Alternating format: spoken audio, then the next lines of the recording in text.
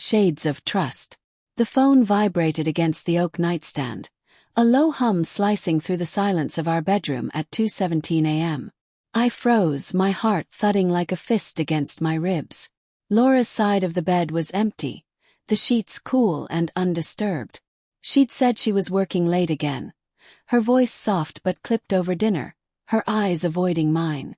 The phone buzzed again, insistent, and I reached for it before I could stop myself. Her lock screen glowed. A photo of us at the lake last summer, her smile wide, my arm around her. But the notification wasn't from her office. It was a text from Mark, work. Meet me at the usual spot. Can't stop thinking about you. My mouth went dry, the words searing into my brain like a brand. I set the phone down, hands trembling, and stared at the ceiling, where shadows danced from the streetlight outside. Couldn't mean what I thought. Laura, my Laura, who'd cried in my arms when her father died. Who'd laughed until she snorted at my terrible puns, she wouldn't. Would she? The next morning I watched her over coffee, searching for cracks in the woman I'd loved for 8 years. She moved through the kitchen with her usual grace, pouring cream into her mug, humming softly. But her phone stayed face down on the counter, closer to her than usual. Late night? I asked, my voice steady despite the storm in my chest. She didn't look up. Yeah, the Henderson account is a nightmare. Deadlines keep moving. Her fingers tightened around the mug, just for a second. I wanted to believe her. I needed to. But the memory of that text burned, a splinter under my skin. Mark helping you out, I said, casual, testing the waters. Her eyes flicked to mine, then away. Mark. Oh yeah, he's on the team. Why? No reason. I forced a smile, my stomach twisting. Just heard you mention him before. She nodded, too quickly, and changed the subject to the kids' soccer practice. I let her, but the air felt thick, like the moment before a storm breaks. Over the next week, I became a detective in my own marriage. I noticed things I'd ignored before. Her phone never left her side, her work hours stretched longer, and she'd started wearing that perfume again, the one she hadn't touched since our dating days.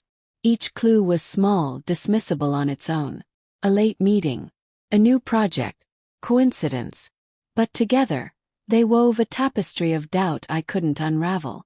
I started checking her phone when she showered, my heart pounding like I was committing a crime. No more texts from Mark, but there were gaps. Deleted messages, maybe. Or maybe I was paranoid. I hated myself for looking, for doubting her. But the not knowing was worse. At night, I lay awake, her steady breathing beside me a cruel contrast to the chaos in my mind. What if I was wrong? What if I was right? Friday night, she said she had to meet a client for drinks. It's just business, she said, slipping on her coat, her lips brushing my cheek.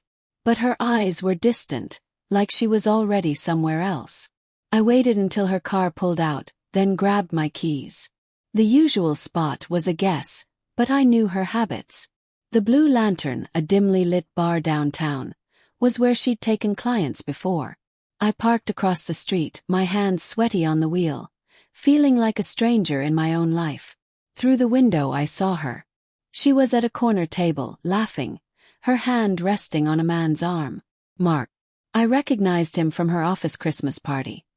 Tall, sharp jaw, the kind of guy who always seemed to know what to say. He leaned closer, and she didn't pull away. My vision blurred, rage and heartbreak colliding like a car crash. I wanted to storm in, to demand answers, to shatter their cozy little scene. But I didn't. I sat there, frozen, watching my marriage unravel through a foggy window. When she came home, I was on the couch, the TV off, the silence heavy. She froze in the doorway, her purse slipping slightly in her hand. You're up, she said, her voice too bright. Who's Mark? I asked, my tone flat, betraying nothing.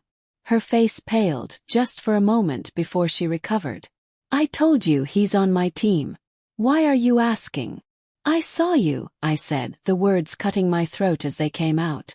At the Blue Lantern. You weren't with a client. She opened her mouth, then closed it, her eyes darting like a cornered animal. It's not what you think, she said finally, her voice small. We're just friends. Friends don't text at 2 a.m. about not stopping thinking about each other. Her breath caught and I saw it. The guilt, the fear, the truth she couldn't hide anymore. I didn't mean for it to happen, she whispered, tears spilling down her cheeks. It was just, I don't know, a distraction. You've been so distant and Don't, I snapped, my voice shaking. Don't you dare blame me. I'm not, she cried, stepping toward me. I'm sorry, okay? It was a mistake. It's over. But it wasn't over. Not for me. The images replayed, her laugh, his hand, the text that had shattered everything. I wanted to believe her, to cling to the life we'd built.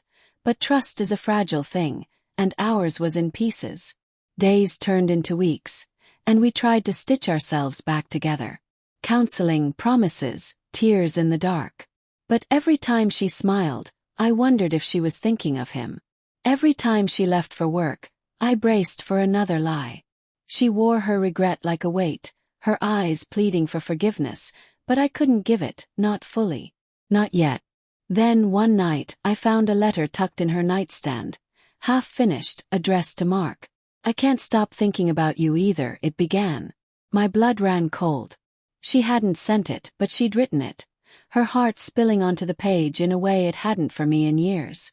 I didn't confront her. Instead, I packed a bag and left it by the door. When she came home, her eyes widened, then filled with tears. Please, she whispered, reaching for me. Don't go. I looked at her, the woman I'd loved, the stranger she'd become.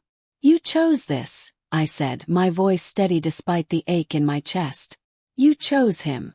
As I walked out, her sobs echoed behind me, a sound I'd carry forever. But the real twist came later when I checked my phone. A voicemail from Mark. His voice tight with panic. I know you're Laura's husband. I'm sorry, man. It wasn't just her. I'm married to. My wife found out and she's leaving me. I thought you should know. I stood in the cold, the phone heavy in my hand, and laughed, a bitter, broken sound. Laura's regret was eating her alive, but so was his. And me. I was left with the wreckage, wondering if love was ever what I thought it was.